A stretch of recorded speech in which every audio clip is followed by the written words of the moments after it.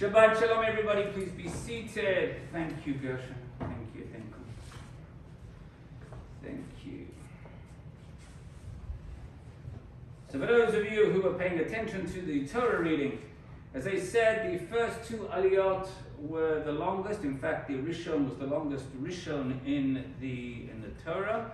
Not if you're reading it on Mondays and Thursdays, because the breakdown on Mondays and Thursdays is different, but certainly reading it on a Shabbat. And I thought he did a great job there. So Yashikar to Chazan Sheni. Beautiful job.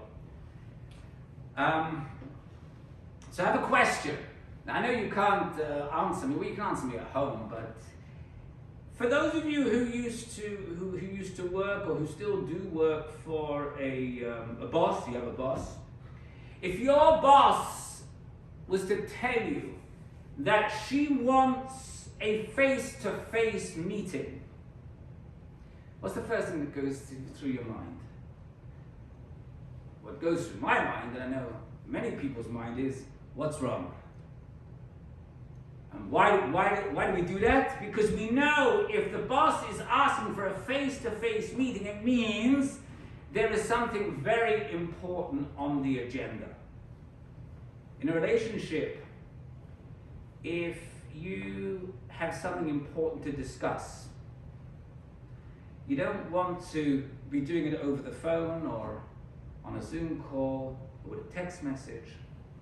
You want to get a face-to-face meeting. The importance of seeing someone's face is very much reflected in the name of the world's most important social media platform, i.e. Facebook, with over 2.7 billion active users. And the name for its video call product is FaceTime. Face is a very important feature in love songs. Those of you who are my age, or a bit older, will remember Roberta Flack, who had a song called "The First Time I Ever Saw Your Face, I Thought the Sun Rose in Your Eyes." The importance of face-to-face encounters is not new. In fact, we find it in the Torah reading that we read this morning. The first time we see the expression is panim el panim, face to face. And the first time we find that is in the book of Genesis. When Jacob wrestles with a mysterious stranger until the break of dawn, Jacob realizes the stranger was an angel and he calls the place Peniel. Why? Ki ra'iti Elohim panim el panim. For this is the place where I saw God face to face. That night was an awesome and unforgettable night and a moment in his life, and one which would carry down throughout the generations. He was never the same again. He took on a new name that night. He went from being Yaakov, Jacob, to Yisrael. And he lived by the light of that experience for the rest of his life. For this was the moment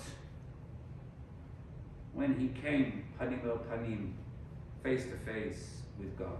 The only other person in the Torah to have the privilege of face-to-face encounter with God was, as we all know, was Moses.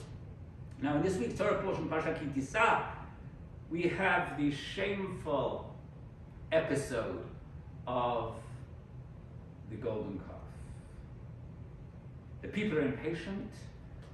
They miscalculate when Moses was going to return. They felt he'd been gone too long. And so what do? They make a golden calf. God and Moses are both furious with what is only deemed as a most terrible transgression.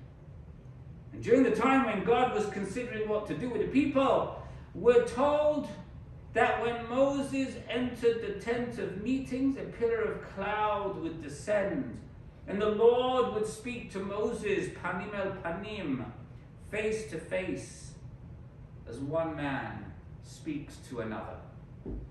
The rabbis tell us that this means that Moses had the clearest view of God of any of the prophets. In the Midrash, Leviticus Rabbah, Vayikra Rabbah, it says, the other prophets had their visions as if through lenses, or I should say dim lenses. Some people say it was 9 lenses, others say it was dim lenses. But for Moses, his view of God was through the clearest of glass. The fact that Moses was privileged to have such a close and intimate encounter with God, that he saw God panim el panim, face to face, is referred to in his obituary. In the closing words of the Torah, Lo kam navi od b'Yisrael k'Moshe, Asher yedo Adonai panim el panim. Never again did there arise in Israel a prophet like Moses, whom the Lord knew face to face. So what is the Torah telling us with this? This very last paragraph, there's a message there. It's telling us that there is no greater honor than any human being can have or can aspire to than to be seen by God face to face. Panim, which is the biblical word for face, is no ordinary word. Like mayim, water, like chayim, life, and a few other words.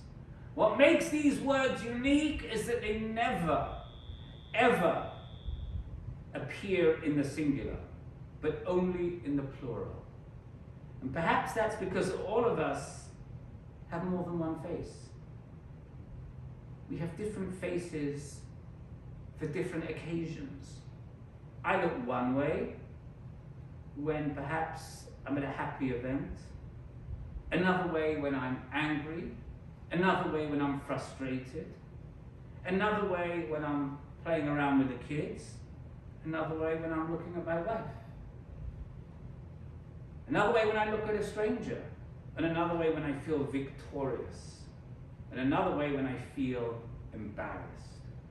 These times of a pandemic have been unusual in many ways, not the least of which is that it has taken a large part away of our ability to have face-to-face gatherings with other people. And on top of that, when we do go out, we're wearing masks. Masks that obscure our faces so effectively that not only may other people have trouble recognizing us in the grocery store, the facial recognition software that often opens our smartphones also doesn't recognize us. And I had this week, I wanted to try to see if it was really accurate. And I was at an appointment this week, and there I was sitting in the waiting area, and somebody who I know very well walked in, and I was sitting there, we had my mask on, and he walked straight past, did what he had to do, and then walked straight past me again. I did it as a test. I wanted to see if he could recognize me. And of course, he didn't. Okay, he wasn't able to do that. The pandemic has only made obvious what goes on all the time, that we're all wearing masks.